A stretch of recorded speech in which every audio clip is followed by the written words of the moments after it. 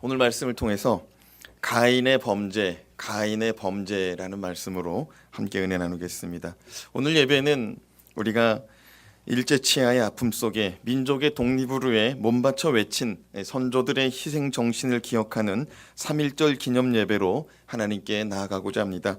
3.1절은 일제가 조선을 강한 군사력으로 무단 점거한 후 국민의 주권을 침탈하고 폭압적인 식민 지배하는 것을 세계 만방 속에 알리고, 또 이러한 식민 지배 행위를 거부하기 위해 1919년, 지금으로부터 99년 전이죠, 민족대표 33인은 독립선언문을 작성하고 배포합니다.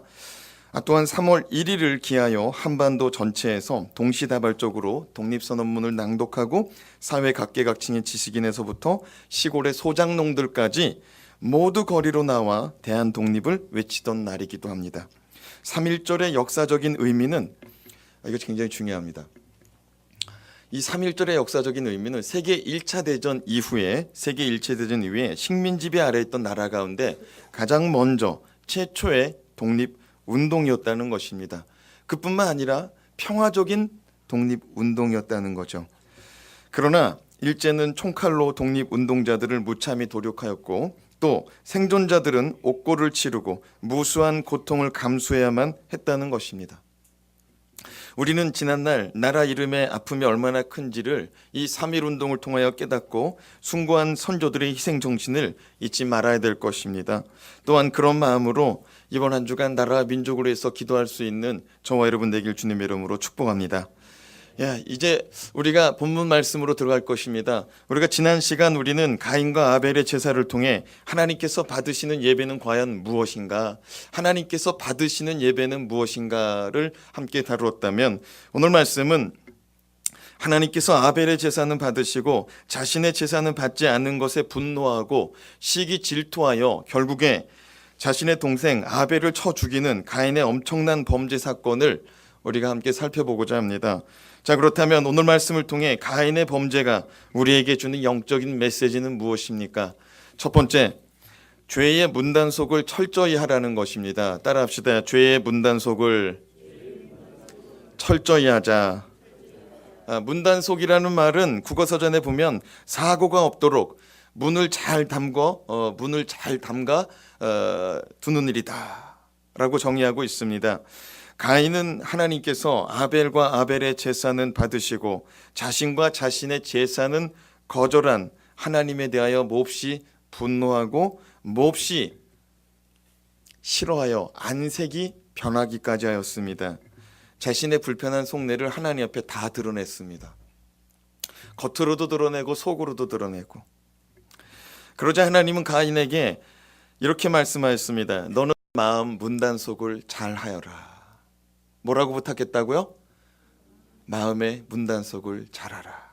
우리 7절 말씀 같이 읽어보겠습니다. 시작. 내가 선을 행하면 어찌 낯을 들지 못하겠느냐. 선을 행하지 아니하면 죄가 문에 엎드려져 있느니라. 죄가 너를 원하나 너는 죄를 다스릴지니라. 하나님은 분노하는 가인에게 말씀하시기를 죄가 너의 문 앞에 엎드려 있다. 죄가 너의 문 앞에 엎드려 있다라고 말씀합니다. 여러분이 동물의 왕국 이런 프로그램을 봤는지 모르겠어요.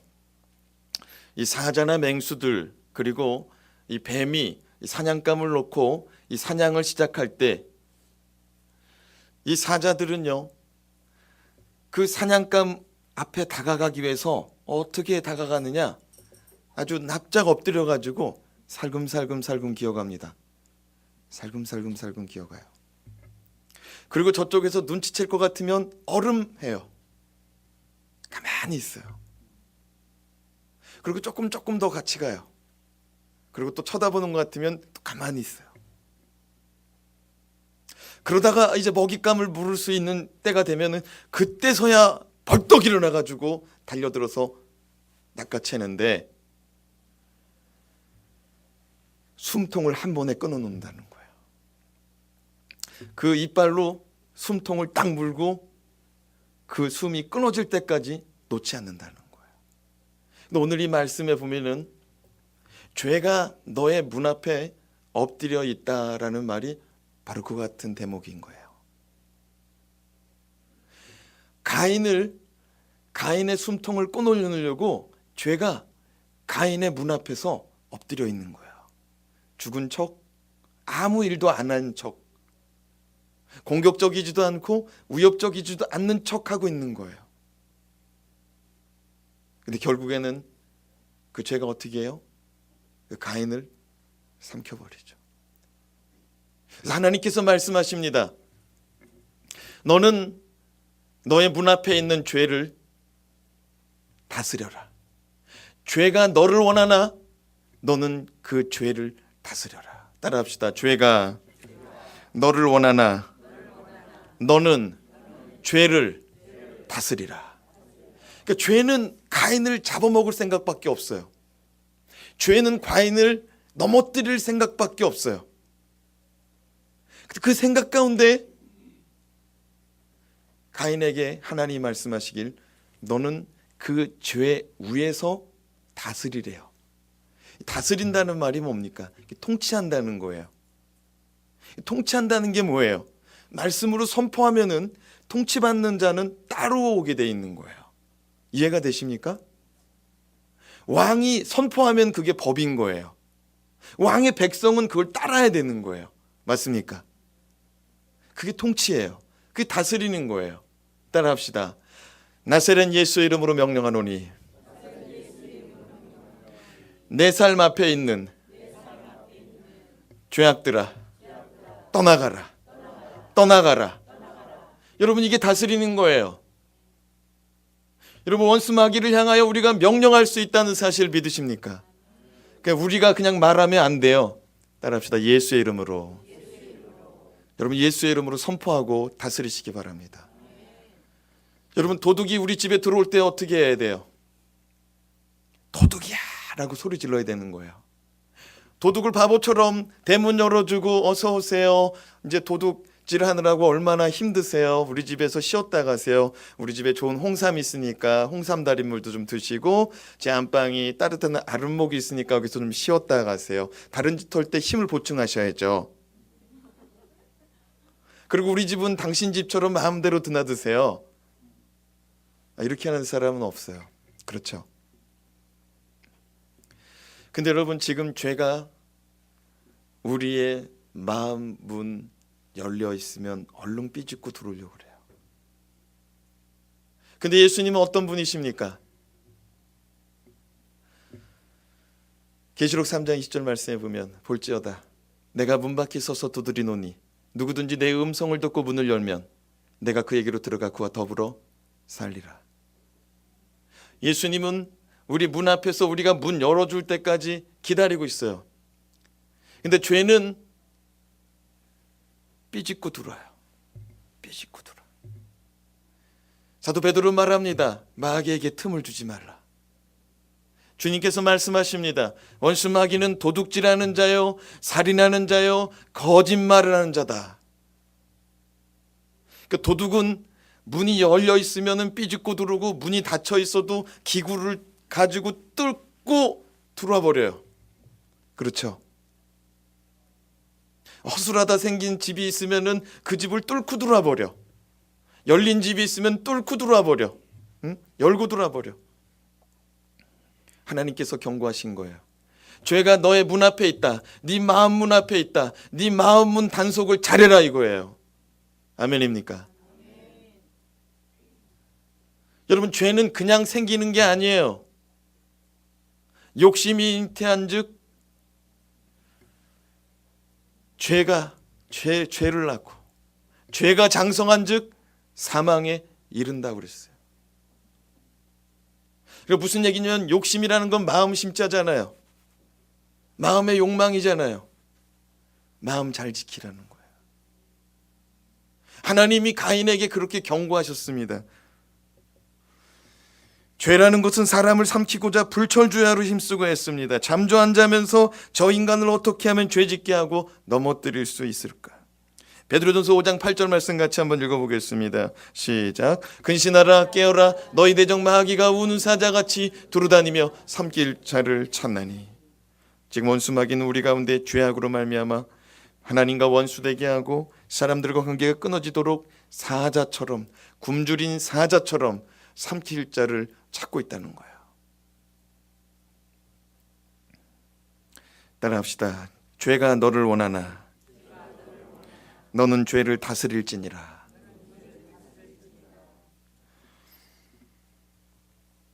처음에 죄가 우리 속에 들어오려 할 때 우리는 그 죄에 대하여 거부할 수 있어야 돼요. 거부권 행사를 해야 돼요. 식민지배는 합법적이지 않았습니다. 총칼 들고 그냥 넘어 들어온 거예요. 우리나라를 안방까지 들어와 버린 거예요. 임금의 궁궐까지 들어와 버린 거예요. 총칼 앞에 도장 찍으라는 거예요. 3.1운동은 바로 그거예요. 일제히 식민 지배를 거부하겠다는 거예요. 자신의 주권을 발휘하겠다는 거예요. 사랑하는 여러분, 도적질하고 침탈하는 원수 마귀, 죄악을 향하여서 거부권을 행사하시기 바랍니다.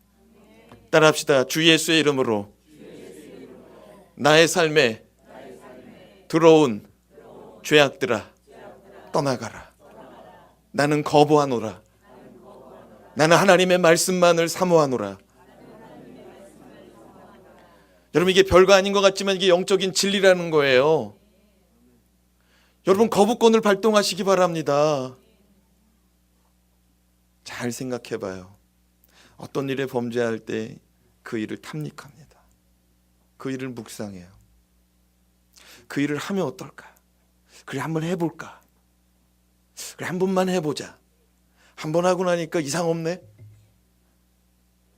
이번 한 번만 하고 그만해야지 했던 마음인데 딱 한 번만 더 하자는 거죠. 딱 한 번만 더 하자. 또 시간이 지났습니다. 지난번에도 괜찮은데 뭐 한 번만 더 해보자. 죄라는 습성이 이렇게 처음에는 생각 속에서 작용하다가 그 생각이 밖으로 나오다 그게 습관이 되고 몸에 배워버리고 결국에는 죄의 종로로 타는 거예요. 나중에는 죄가 리모컨 컨트롤하는 거예요. 야, 저번에도 했잖아. 괜찮아. 누가 뭐라고 하냐? 다른 사람도 다 하지 않느냐? 걱정하지 마라. 이거 하나님도 이해하는 거야. 여러분, 하나님 분명히 말씀하셨어요. 죄를 다스려라. 근데 우리가 죄에게 종노릇해요. 죄가 명하는 대로, 죄가 말하는 대로 이끌린다 이거예요. 맞습니까? 여러분, 지금 우리 사회는 나도 성폭력을 당했다는 미투 운동으로 대혼란을 맞이하고 있습니다. 법조계로 시작된 이 고백은 이제 문화 예술계를 거쳐 정치, 경제, 대학, 종교계에 이르기까지 확산되고 있습니다. 특별히 어느 신부님의 이 선교지에서 일어난 성폭력 피해자의 고백을 들어보면 어느 신부님이 한 여성도를 성폭행하고자 끊임없이 밤이 새도록 날이 새도록 계속해서 노력하여서 문을 뚫고 들어가서 성폭행을 시도했다는 거예요. 그런데 중요한 대목이 있더라고요. 이 신부님이 이 한 여신도를 성폭행하고자 할 때 이렇게 말했다는 거예요. 나도 내 몸을 어떻게 할 수가 없다. 뭐라고 말했다고요? 나도 내 몸을 어떻게 할 수가 없다. 그러니까 너가 좀 이해 좀 해달라. 뭐 해달라고요? 이해해달라고. 내가 지금 내 몸을 어떻게 나도 할 수가 없으니, 나도 컨트롤할 수가 없으니까 네가 좀 이해해달라는 거예요. 나를. 그러니까 나를 받아달라는 거예요. 그러면서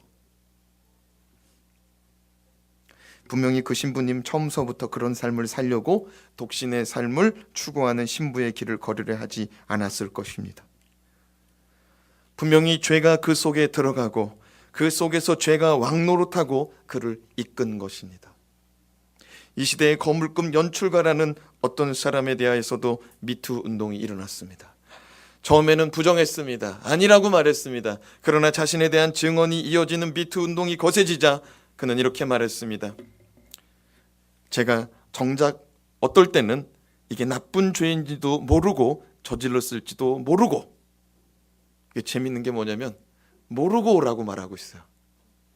다시 읽어볼게요. 이게 인터뷰 기사 그대로예요.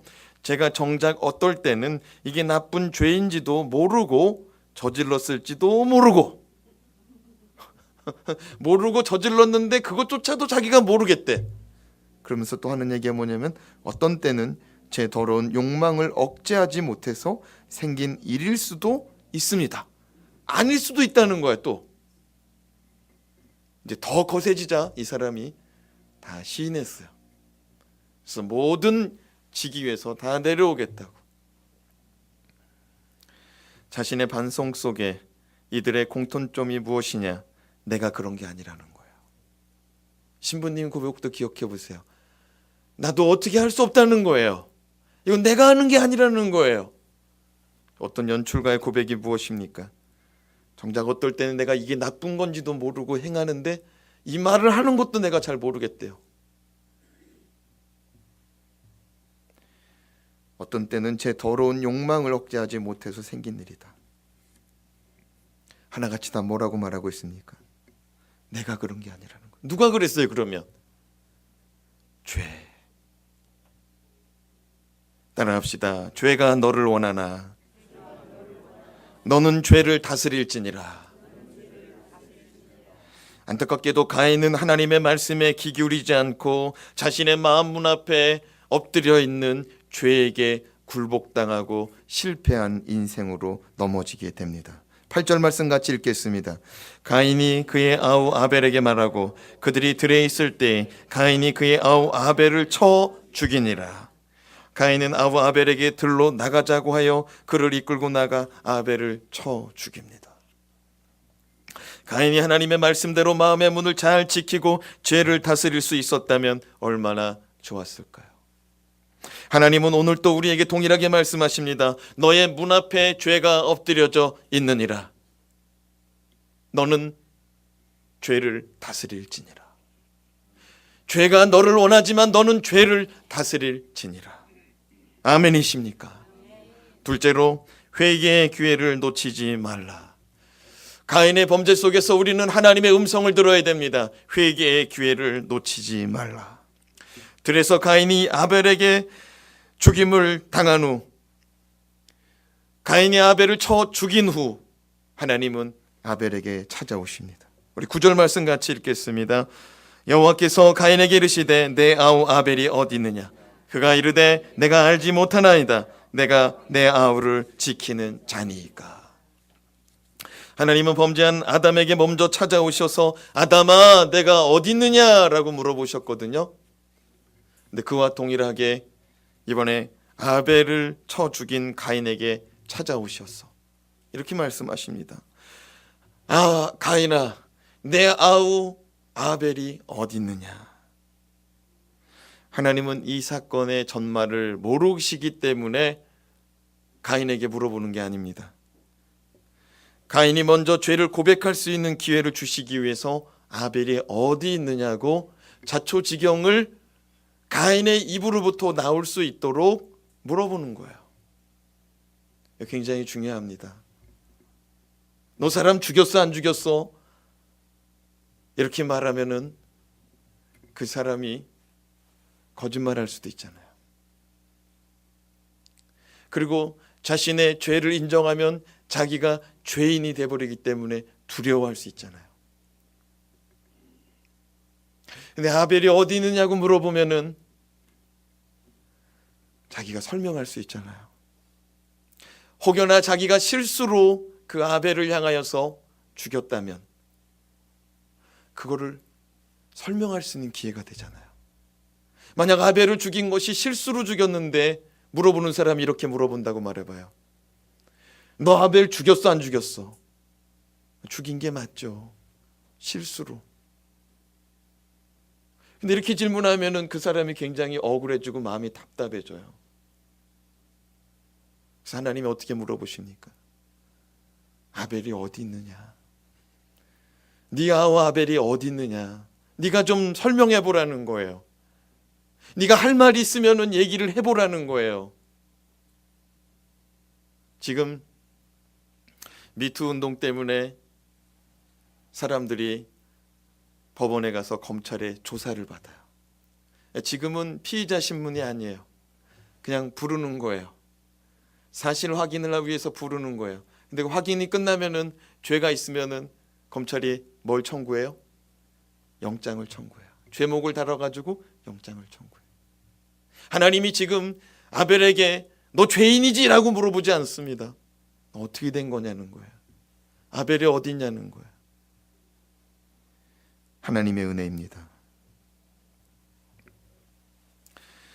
가인은 하나님의 물음에 하나님 제가 잘못했습니다. 제가 아우를 죽였습니다. 제가 하나님의 경고의 말씀을 듣지 않고 제 마음속에 죄가 주장하는 대로 이끌려 다니다 그만 아우를 죽였습니다. 하나님 아버지 저를 죽여 주시옵소서. 만약 가인이 이렇게 회개했다면 얼마나 좋을까요? 가인은 뻔뻔하게도 나는 아우를 본 적이 없다는 듯이 내가 아우를 지키는 자입니까? 라고 말씀드립니다.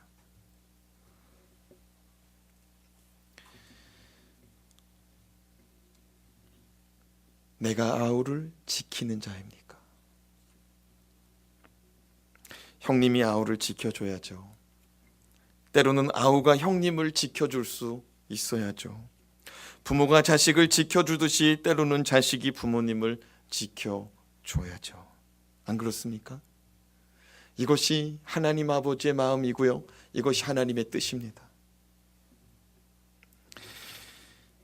하나님은 뻔뻔한 가인의 거짓 자백을 들으시고 이렇게 말씀합니다. 우리 10절 말씀 같이 읽겠습니다. 이르시되 내가 무엇을 하였느냐? 내 아우의 핏소리가 땅에서부터 내게 호소하느니라. 하나님은 땅이 마치 입을 열어 가인을 고발하는 것처럼 말씀하십니다. 그러나 말씀을 가만히 살펴보면 땅이 말하는 게 아니고 뭐가 말해요? 땅이 입을 벌려서 말하는 게 아니고 뭐가 말하고 있어요? 본문 말씀을 잘 봐요. 아우의 핏소리, 피의 소리가 있다는 거예요.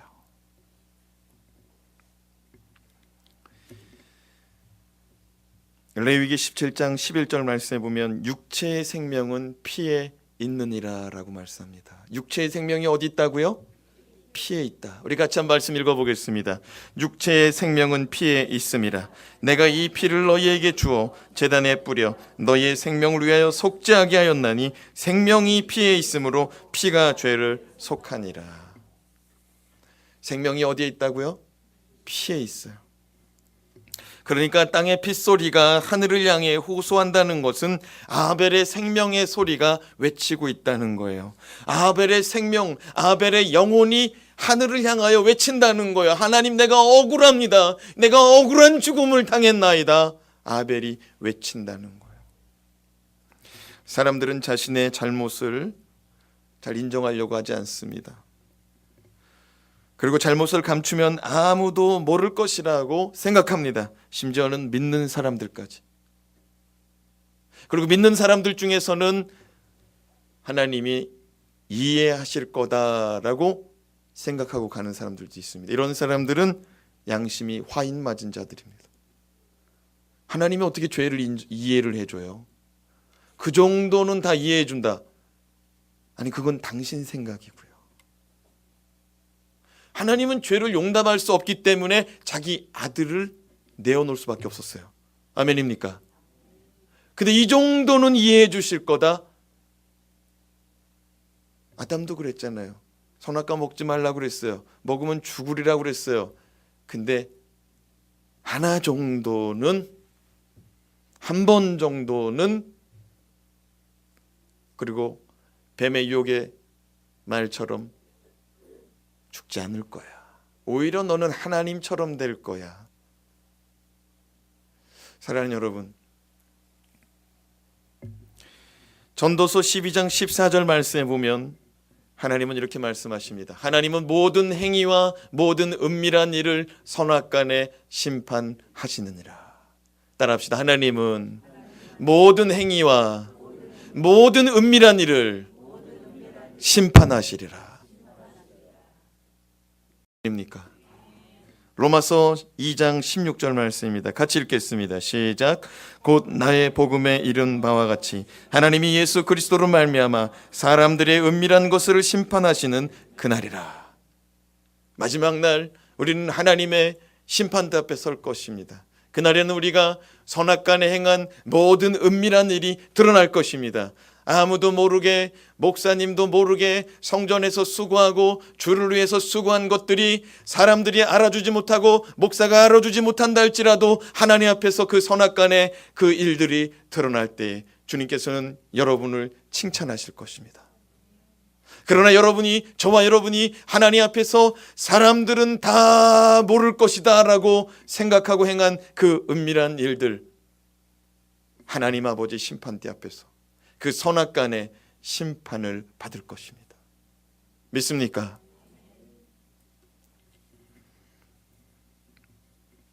시편 기자는 인생이 하나님을 피해 숨어 살 수 없음을 이렇게 고백합니다. 시편 139편 7절에서 8절 말씀 같이 읽겠습니다. 내가 주의 영을 떠나 어디로 가며 주의 앞에서 어디로 피하리까? 내가 하늘에 올라갈지라도 거기 계시며 수월에 내 자리를 펼지라도 거기 계시니이다. 시편 기자가 말합니다.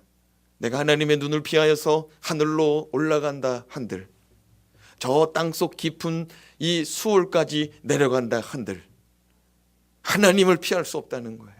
하나님을 피할 수 없다는 거예요. 하나님은 하늘에도 계시고 땅 속에도 계시는 분이 하나님인 줄로 믿습니다. 그가 바로 전지전능하신 하나님이신 것입니다. 우리가 하나님 없이 살 수 있다는 것, 하나님을 떠나서 살 수 있다는 것, 하나님을 피해서 하나님을 숨어서 살 수 있다는 것은 착각이에요. 모든 것을 보고 계십니다. 그렇습니다. 살아가면서 사람들이 보지 못한 나만의 은밀한 죄가 있다면 오늘 말씀을 듣고 저 여러분 삶 가운데 사람들은 모른다 할지라도 하나님은 알고 계시지. 하나님 앞에 철저한 회개로 자백하며 나아가길 주님의 이름으로 축원합니다. 이사야서 55장 7절 말씀 우리 한번 읽어보겠습니다. 시작. 악인은 그의 길을, 불의한 자는 그의 생각을 버리고 여호와께로 돌아오라. 그리하면 그가 긍휼히 여기시리라. 우리 하나님께로 돌아오라. 그가 너그럽게 용서하시리라. 악인은 그 길을 떠나랍니다. 악한 행위의 길을 떠나래요. 여러분, 그 길로 가면 멸망의 길이요, 지옥의 길이요, 그 길로 가면은 죽어요.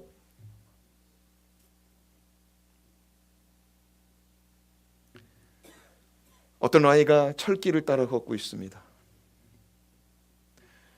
터널 저 뒤편에는 지금 KTX가 달려오고 있습니다. 그 아이가 여러분의 자식이라면 어떻게 하겠습니까? 지금 1분 1초가 급합니다. KTX가 얼마나 빨라요? 300km, 400km 이렇게 달리는 열차 아닙니까? 1초가 소중합니다. 그 철길 앞에 놓인 아이가 여러분 자식이라면 어떻게 할 거예요? 야, 얼른 내려와. 아이, 내려오든지 말든지 네가 알아서 해. 여러분 어떻게 말할 거예요? 저러면 막 방방 뛰면서 얘기할 거예요. 막 방방 뛰면서 너 빨리 내려오라고. 너 큰일 난다고 빨리 내려오라고. 사랑하는 여러분, 주님께서 얼마나 마음이 급했으면 하늘에서 내려와 버렸어요.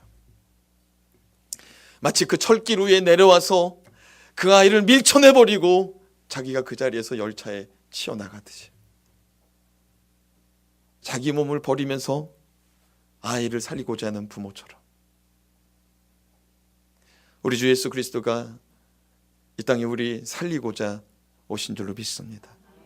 그가 말씀하시기를 그의 길을 떠나라. 악인은 그의 길을 떠나고 불의한 자는 그 생각을 버리라고 말합니다. 그러면 하나님께서 너그러이 그를 용서해 주시리라. 어떻게 용서하신다고요? 너그러이. 이것이 하나님 아버지의 마음이요, 이것이 하나님의 본 의도이심을 깨닫는 저와 여러분 되길 주님의 이름으로 축복합니다. 마지막으로 자매하며 살아가라. 자매하며 살아가라. 하나님께서 말씀하십니다. 자매하며 살아가라는 말은 자기의 잘못에 대하여 깨닫고 깊이 누이치며 살아가라는 말입니다. 회개할 기회를 놓친 가인은 하나님께로부터 심판의 형벌을 받습니다. 자백의 기회를 놓친 가인은 하나님으로부터 형벌을 받아요. 어떤 형벌인지 우리 11절에서 12절 말씀 읽겠습니다. 시작. 땅이 그 입을 벌려 내 손에서부터 내 아우의 피를 받았은즉 내가 땅에서 저주를 받으리니 내가 밭을 갈아도 땅이 다시는 그 효력을 내게 주지 아니할 것이요 너는 땅에서 피하며 유리하는 자가 되리라. 가인에게 내려진 형벌이 무엇입니까? 가인이 동생 아우를 어디서 죽였어요?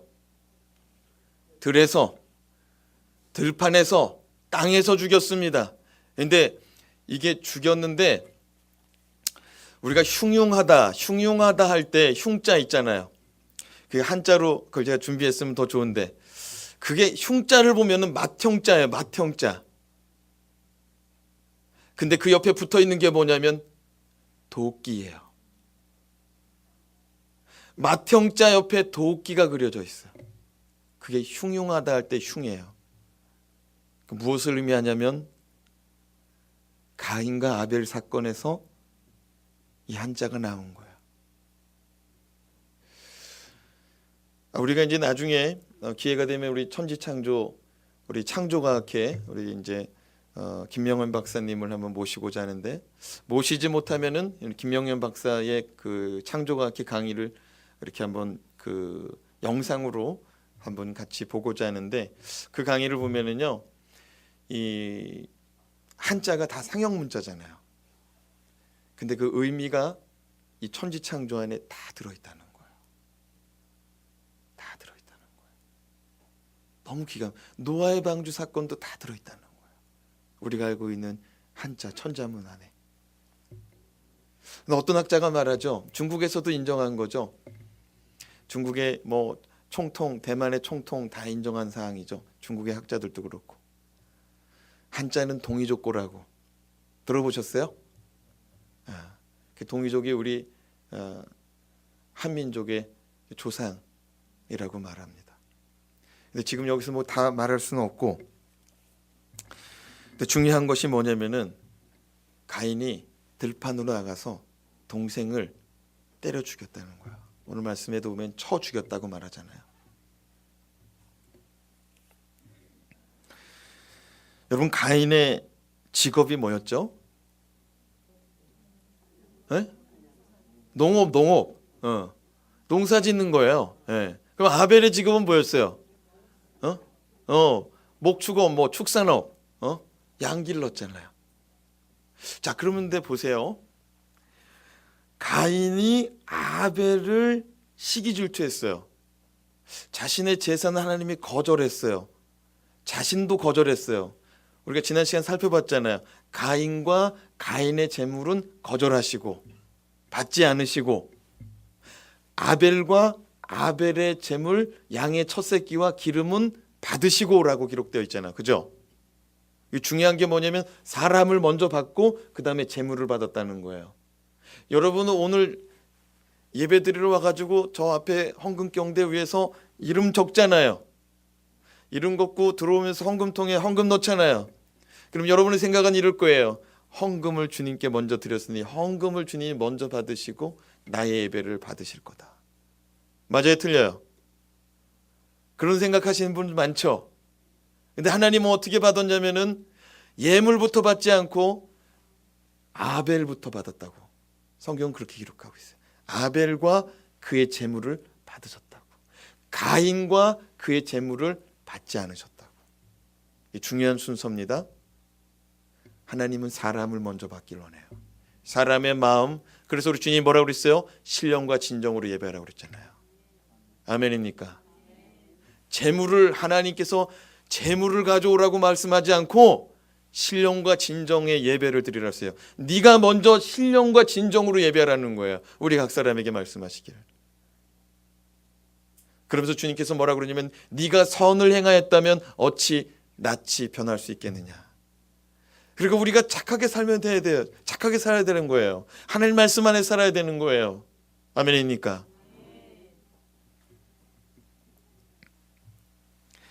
그래요. 가인은 농사꾼이었고 아벨은 목축업자였어요. 농사꾼에게는 뭐가 중요할까요? 뭐 여러 가지가 있지만 농사꾼에게 가장 중요한 게 뭘까요? 그래요. 땅이에요. 역시 머리가 싹싹 돌아가는 분들이 있어요. 지금 땅에 대해서 우리가 말씀 읽었잖아요. 농사 져야 되는데 씨앗도 준비되고 물도 준비되고 뭐 비료도 준비되고 농기기도 다 준비되어 있는데 땅이 없으면은 어디다가 심어요? 오늘 말씀 잘 봐요. 말씀을 다시 한번 띄워주면 좋을 것 같아요. 11절 12절. 땅이 그 입을 벌려 너의 손에서부터 너 아우의 피를 받았은즉. 그러니까 이 손으로 아우의 피를 보게 했다는 거야. 근데 그 피가 뚝뚝 떨어져서 어디로? 땅에 떨어졌다는 거예요. 그래서 그 땅이 그 피를 받았다는 거예요.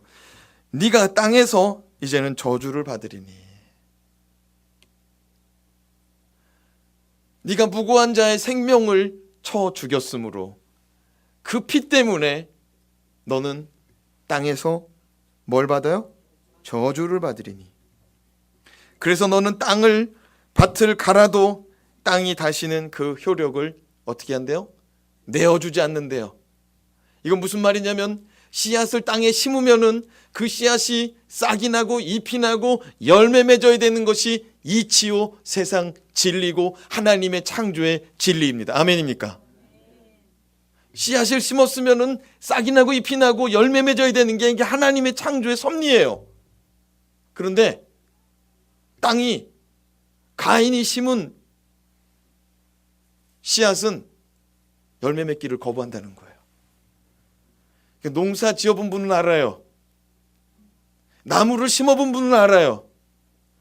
나무 심는 사람들이, 씨앗을 심는 사람들이 열매 맺기를 바라면서 나무를 심고 꽃이 피기를 바라면서 나무를 심지, 그냥 땅 속에서 가만히 있기를 바라면서 심는 사람은 아무도 없어요. 가인이 농사져요. 농사꾼이 농사져요. 근데 열매가 없다는 거야. 이게 저주입니다. 아무리 수고해도 거둘 수가 없어요. 그리고 또 뭐라고 말합니까?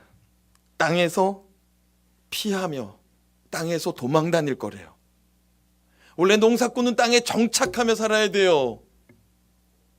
여기는 내 땅이야 하고 말뚝 꽂고서 밤낮으로 드나들면서 그 땅을 관리해야 되는 사람이 농사꾼입니다. 근데 땅을 피해 다녀야 된대요. 이건 무슨 말이냐면은 지나다니면서 열린 열매들 같은 거 있잖아요. 그런 거 얻어먹어야 되는 신세라는 거예요. 어느 한 땅을 바라보면서 사는 게 아니고 계속 다녀야 된다는 거예요. 하나 따먹었는데 가인을 향하여 더 이상 주지 않아요. 가만히 있으면 어떻게 돼요? 굶어 죽어. 그렇게 계속 돌아다녀야 돼. 방랑자 유랑자처럼. 이거 참 재미난 사건으로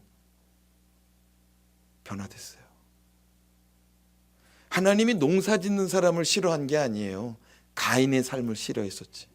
그렇죠? 하나님이야말로 농사꾼이죠. 사도 바울이 뭐라고 그랬습니까? 심은 대로 거두리라. 하나님의 뜻이고 하나님의 진리잖아요. 하나님이야말로 농사꾼이에요. 하나님이 시기하고 질투하여서 자신의 동생을 죽인 가인의 인생을 송두리째 바꿔놔버려요. 돌아다니는 사람이 누구였어요? 가인과 아벨 중에 아벨이었죠. 그죠? 이거 아주 재미난 얘기입니다. 돌아다니는 사람이 아벨이었어요.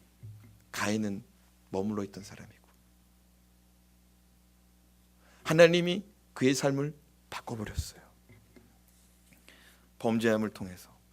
이건 뭐냐면요, 자기가 평생을 공부하고 자기가 평생을 수고하고 자기가 이제 눈 감고도 할 수 있는 일인데 어느 날 갑자기 회의사에서 발령을 내버렸는데 전혀 다른 일이야. 평생을 기술직으로 엔지니어로 일했는데 어느 날 갑자기 책상 하나 주고 연필과 종이 주더니 사무직 하라는 거야. 이 사람은 그게 너무 힘들어요. 어떤 사람은 사무직으로 평생을 살았는데 현장에 나가서 엔지니어로 일하래요. 감당하기 어렵죠. 뭘 말하냐면 삶의 환경이 바뀌어버리면은 멘붕 온다 이거예요. 극도의 스트레스가 나타난다 이거예요. 왜 이런 일들이 나타났어요? 가인이 범죄함으로.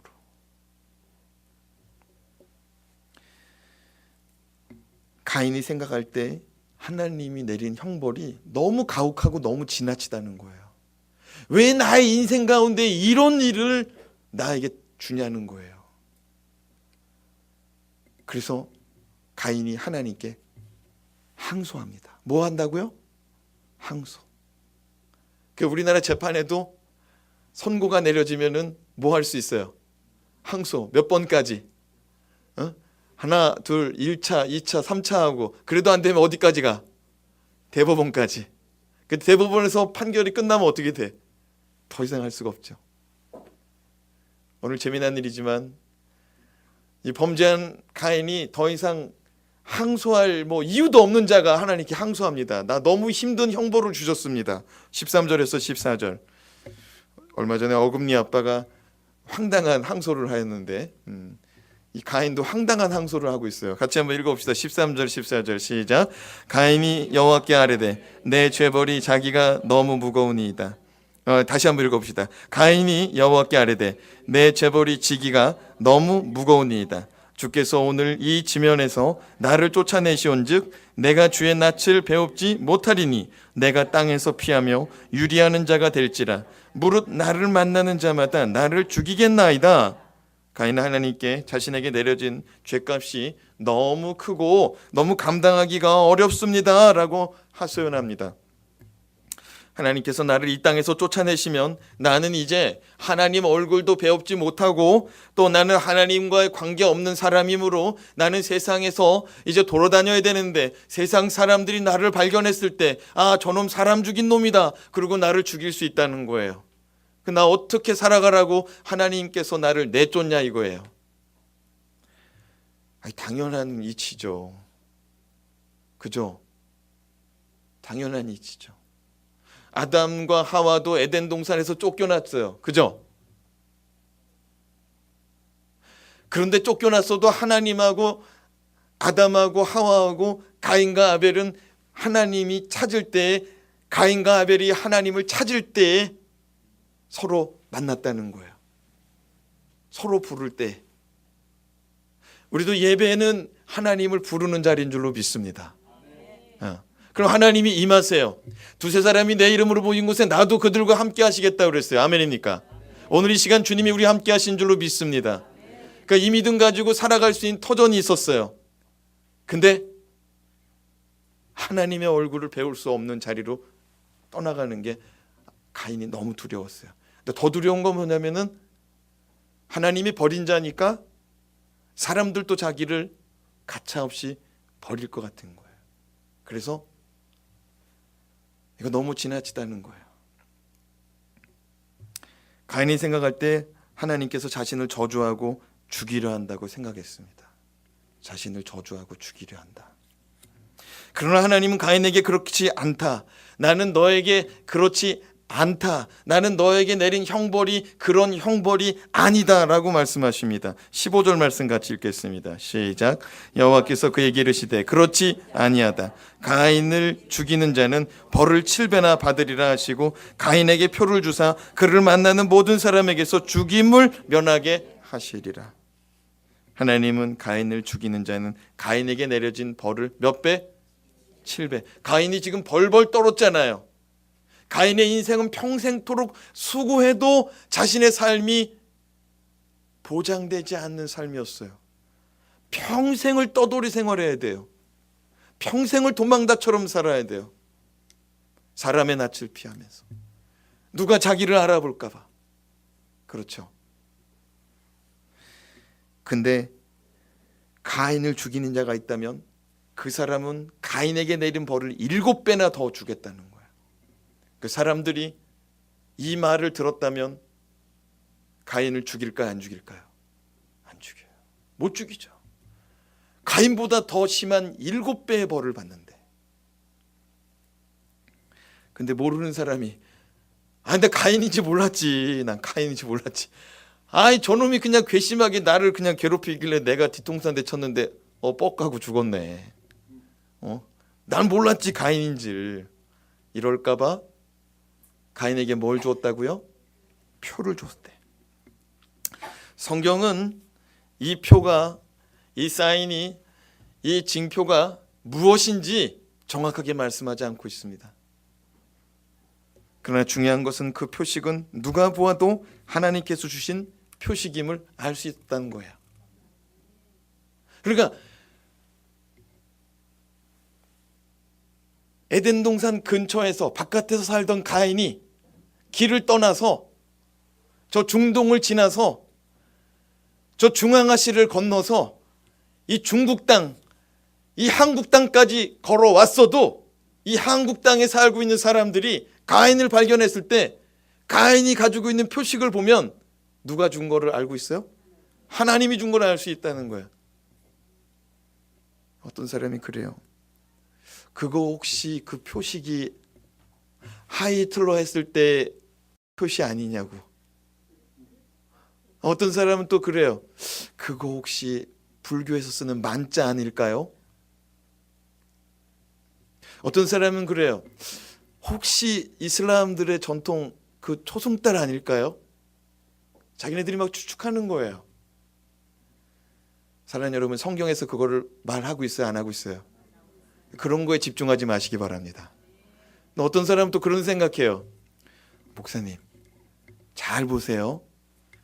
천지창조를 누가 하셨어요? 하나님이 하셨죠. 목사님 잘 보세요. 천지창조 하시고 나서 하나님이 누구 만들었어요? 아담과 하와를 만드셨죠. 목사님 잘 보세요. 아담과 하와 사이에 누가 나왔어요? 가인 나왔죠. 목사님 잘 보세요. 가인 다음에 누가 나왔어요? 아벨 나왔죠. 목사님 잘 보세요. 지금 아벨이 죽었어요. 그럼 남은 자는 누굽니까? 가인. 근데 사람들을 누굴 조심하자는 거예요, 목사님? 목사님 성경을 지금 어떻게 읽고서 설교하는 거예요? 그런 분이 있을 수 있어요. 사랑하는 여러분, 아담과 하와의 계보는 창세기 5장에서 시작됩니다. 근데 아담과 하와의 계보를 시작할 때 창세기 5장에 보면은 천지창조를 한번 거론하고 그 계보를 쭉 훑고 나가요. 그 속에서 보면은 많은 자손이 생산이 됩니다. 무슨 얘기냐면 아담과 하와 사이에서 사람들이 많이 태어난다는 거예요. 근데 성경은 누구누구만 기록하고 있어요? 가인과 아벨을.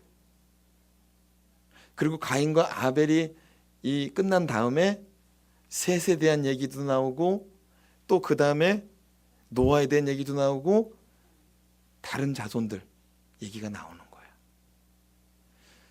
자, 이거 무슨 얘기냐면요. 하나님은 이 창세기를 통해서 이 성경 구약 39권 신약 27권을 통해서 전달하고자 하는 메시지가 뭐냐?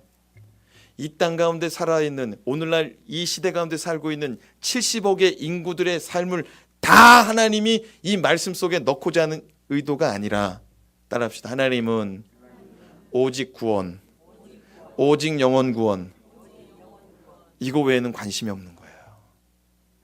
하나님은 구속사 외에는 관심이 없어요.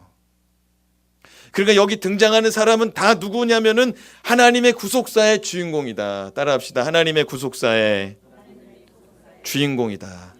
그러니까 여기에 기록되지 않은 사람들은 다 누구냐면 엑스트라야. 왔다 가는 사람들. 그런데 이 말씀은 뭐냐면은 그 주인공들을 보고 배우라는 거예요. 그러니까 오늘 말씀의 주인공은 누구예요? 가인. 아멘입니까? 주인공도요, 나쁜 주인공도 있고 좋은 주인공이 있어요. 차인표가 자신의 인생을 얼마 살진 않았지만 배우로서 회고할 때가 있었어요. 차인표 크리스찬인 거 알죠? 차인표가 한참 인기가 있었습니다. 막 근육질의 남자, 그래서 텔레비에 나와서 그 드라마 속에서도 이 가슴을 이렇게 근육으로 철렁철렁. 그거 기억나요? 너무 야한가? 근데 그 사람이 그렇게 멋있는 이미지, 착한 이미지 가지고 성공했어요. 근데 그가 나쁜 악역이 들어왔을 때 다 고사했대요. 그랬더니 그 사람의 이미지는 착한 이미지로 딱 굳으면서 영화 캐스팅이 돼도, 드라마 캐스팅이 돼도 착한 이미지 외에는 그 사람을 찾지 않더래요. 결국에는 그 사람이 배우로서 자기의 그 찾는 사람들이 줄어들더라는 거예요. 여러분, 우리는 드라마나 연극이나 영화를 봐도 그 주인공들을 보면서 악역이든 착한 배역이든 우리가 보고 배울 수 있는 게 있어야 돼요. 아멘입니까? 오늘 하나님께서 우리 가운데 주인공으로 남겨둔 가인은 우리 가운데 뭐라고 말씀하셨어요? 죄의 문단속을 잘하라. 그 다음에 또 뭐였어요? 회개의 기회를 놓치지 말아라. 그 다음에는 참회하며 살아라. 그러니까 무슨 말이냐? 가인은 평생 유리하며 살아요. 평생 고생하며 살아. 그러면서 그가 이렇게 말할 겁니다. 아이고 힘들어 죽겠다. 아이고 힘들어 죽겠다. 내 신세가 왜 이렇게 됐노? 내 인세가 왜 이렇게 됐노? 그러면서 무슨 생각할까요? 자기 동생 쳐 죽인 사건, 하나님이 너는 죄를 다스릴지니라. 죄가 너를 원하나 너는 죄를 다스릴지니라. 하나님의 말씀을 평생 기억하며 참회하며 살아갔을 것입니다. 아멘입니까? 여러분, 우리가 이 땅에 살아갈 때 때로는 우리의 실수와 허물로 인하여서 어려움이 닥칠 수가 있어요. 근데 그 어려움이 벗어날 때까지 두 번 다시 그 어려움을 반복하지는 않을 것입니다. 아멘입니까? 그 인생이에요.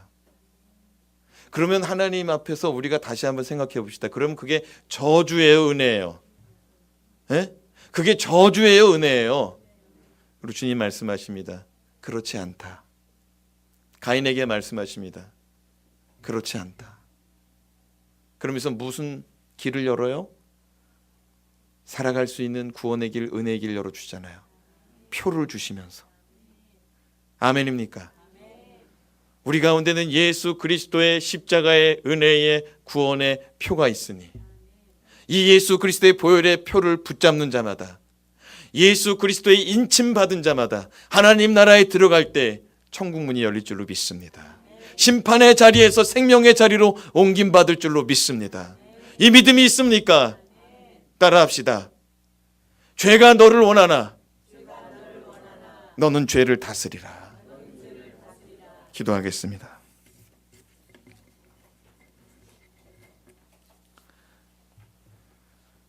히브리서 기자가 말씀하기를, 히브리서 12장 6절에서 8절 말씀에 주께서 그 사랑하시는 자를 징계하시고 그가 받아들이시는 아들마다 채찍질 하심이라 하였으니, 주께서 그 사랑하시는 자를 징계하시고 주께서 사랑하는 자를 받아들이시는 아들마다 채찍질 하심이라. 너희가 참음은 징계를 받기 위함이 아니라 하나님의 아들과 같이 너희를 대우하시나니, 어찌 아버지가 징계하지 않는 아들이 있으리요? 징계는 다 받는 것이거늘 너희에게 없으면 사생자요 친아들이 아니니라.